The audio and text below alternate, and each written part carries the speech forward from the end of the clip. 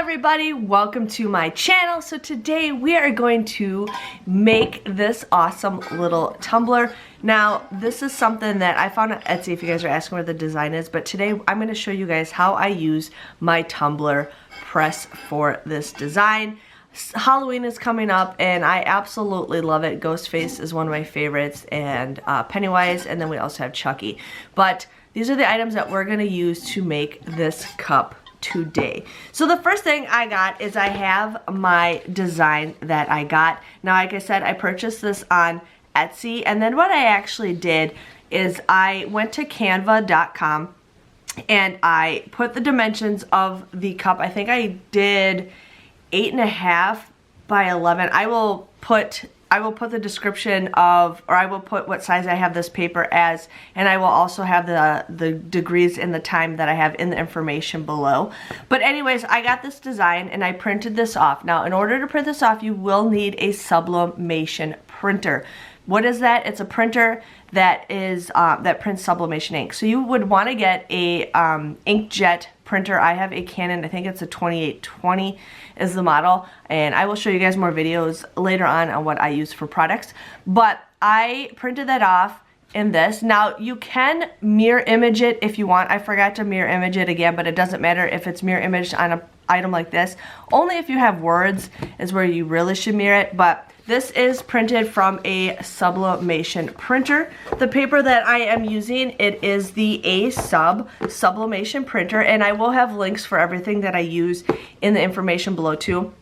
But this is 110 sheets at 8.5 by 11. Yeah, I think I did 8.5 by 9, I want to say.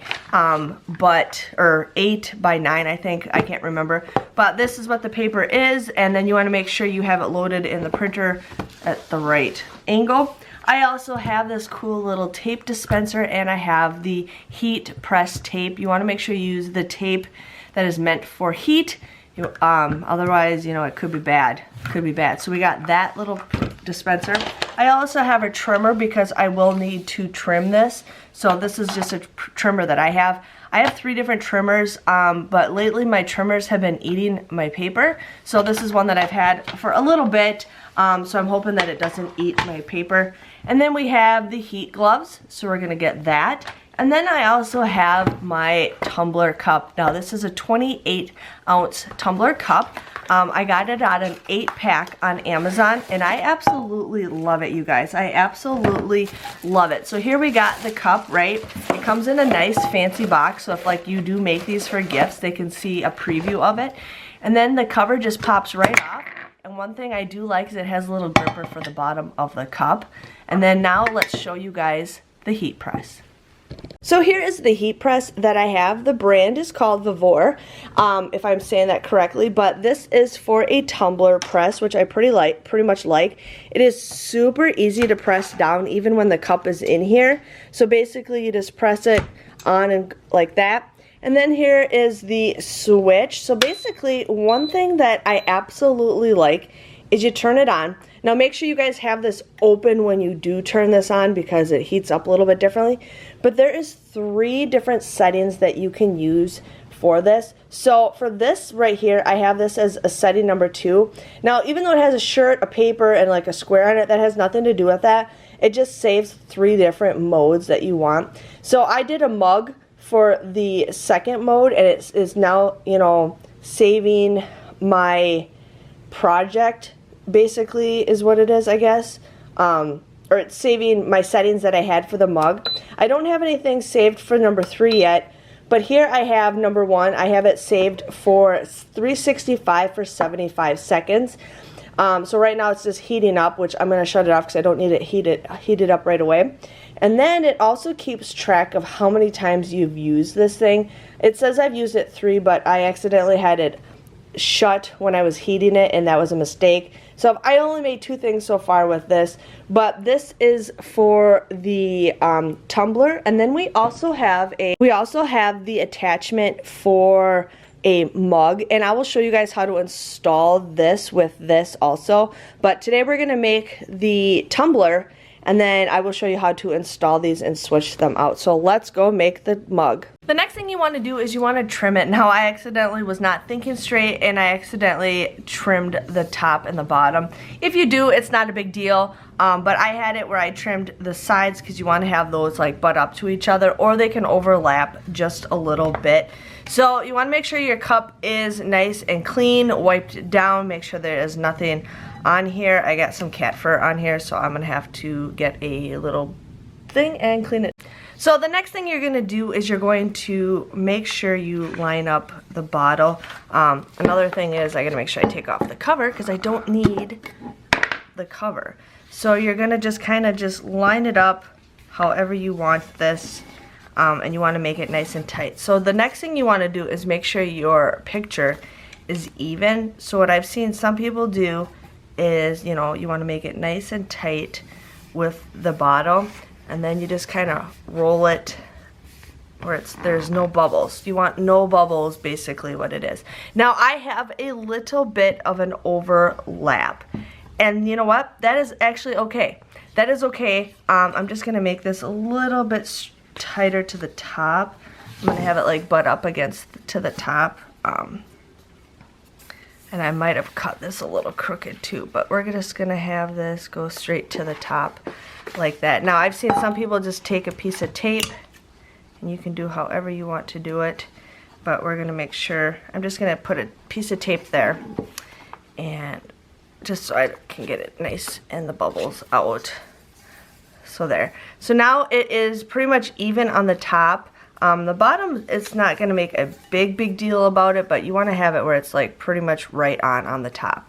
So I'm just going to put a little piece of tape there. And then again, you want to make sure it is super tight. So you can never use enough tape. You can never use enough tape. I'm a very frugal person, so I don't like using a lot of tape, but you know, in certain situations like this. So as you can see, I actually have it where it's pretty, you know, it's even on the bottom, which is fine, but you actually wanted to tape over the edges, and I didn't because I accidentally cut it, but you know what, that's still okay. But what I'm actually going to do is I am going to tape my seam. So let me finish taping this and I'll show you the next step. Okay, so here it is all taped up. I just pretty much, what I did is I kind of started from the opposite of the seam, and I made it like super tight, and then I kind of just gradually taped all the way to the seam. So if there is a bubble, I'd rather have it right next to the seam because you won't see it. It's just rather screw up right there. And then here I just taped it again kind of the same way right there. So now the next thing we're going to do is preheat the press. So the first thing we're going to do is make sure your handle is lifted up. You're going to make sure it's lifted up. There's a little switch right here on the side where you're going to turn it on. Now, like I mentioned earlier, I actually have this saved for number 1. So we're going to have this set preheat for 365 degrees, and then we're going to have it set at 75 seconds. It's pretty easy. This one I have at 390, and somehow it's set for 16 seconds. But this one I don't have anything set for this one, but it's pretty easy. All you do is you're just going to hit, you know, your you're going to hit your settings, and this will tell you how to change your temperature right here, okay? Then this is how much time you want, pretty easy for that. And then you got that, and voila. But we are going to actually do the first mode because that's what I have for 365 for 75 seconds. So this is just going to heat up really quickly, and then we'll do the cup. Okay, so it's been like literally not even 2 minutes yet, and this is pretty much preheated. Now, please keep in mind, everybody's heat press varies. Everybody's cup varies. Sometimes you might want to see what the cup says to heat. I just kind of did a lot of research, and everybody says different things, so you find out what works for best. But for how I did this cup, I think 365 at 75 seconds works the best. So the next thing you're going to do is here you have the seam, okay? You have the seam of the cup. You don't want to put it just directly in because you want to make sure you get that spot really good. So what I've learned is you want to put your cup in, like, have the seam go one direction. Sorry for the beeping noise. But you want to have your cup go one direction. Make sure you have your heat gloves on because this stuff does get hot. And then what we're going to do is after 75 seconds, we're going to rotate it where the seam is on the other side. So I'm going to put my cup in just like this. And you guys can see that it's placed on there. And one thing I absolutely love is you just press it down. You want to make sure you have enough pressure on your cup so it's a little bit tight. I forgot to check the tightness on here. But as you see, the timer just automatically starts going. So you want to have it where this is tight enough where it's not like slipping and sliding with this pressure right here. So I'm just going to make it a little bit tighter, and we're going to let the timer go down. Okay, so the timer went off, so we're just going to lift it up, and there's smoke coming out of it, and that is okay. You can kind of see the design. So we're going to make sure we have the seam on the other side and press down. Now you will notice that the temperature did change a little. The reason why it changed is because the cup is a cold cup and you're putting it something in hot, so it did change, but right now it's going to pretty much stay the temperature that it is because the cup is warmed up. So we're going to let this cook a little bit more and then take it out. Okay, so here it said we hit 4 pieces. I think every time you just press it down it says count, so don't worry about that, but it is done. So what I'm going to do is lift this up. I'm actually going to shut the power off because I don't need it anymore. We're going to take the cup out and I'll show you what it's going to look like. Okay, so one thing is I noticed that my tape kind of came off on the top. That is okay. This is really hot. That is okay that it came off as long as you have it tight on there. I can see that it did work. So, but every cup is different. Everybody does different things. So I'm just gonna, this is really, really, really hot. Hold on. I couldn't get the tape off, but here we're just gonna peel this away. Now, you're gonna see people say that there's ghosting, but it all depends on your design. Because like I thought this was ghosting, but it's actually a part of the design. If you guys can kind of look, it looks pretty much identical to it. So it's not ghosting for you not pressing hard enough, but if you don't press hard enough, especially like on the ends, you will see some ghosting, and I will show you guys what that looks like. So right here you see that there is just a little bit of like the blood splatter. That's ghosting. It means I didn't have it tight enough to the edge. But you know what? Not many people see that, and it might think it is the design. But here is the cup, you guys. This turned out absolutely wonderful. I did have one flaw. Now, an average person might not see that, but I am very hardcore about detail. But there was one flaw on my first cup that I did that you can't see it. I pointed it out to 4 people, and they can't see it, but there's like a little bit of bubblage, and I don't see it. But this cup turned out absolutely wonderful. There's a piece of tape on here.